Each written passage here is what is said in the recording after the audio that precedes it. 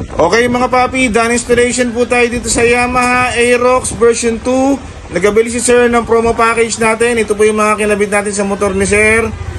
Senlo X1 GTS 80 watts.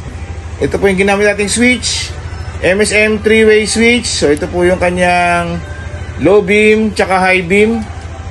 Low beam white, high beam yellow.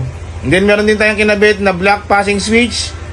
So yan, nakapag-passing pag nakapatay, pag naka-low beam, tsaka pag naka-high beam.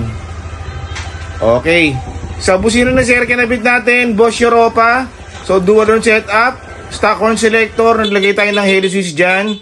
Pag bumusina, ayan po, pag hinold, magra-rapid. Then switch, ayan. So may back to stock tayo, Bosch Europa. Pag binusina, magra-rapid. Ayan. Okay.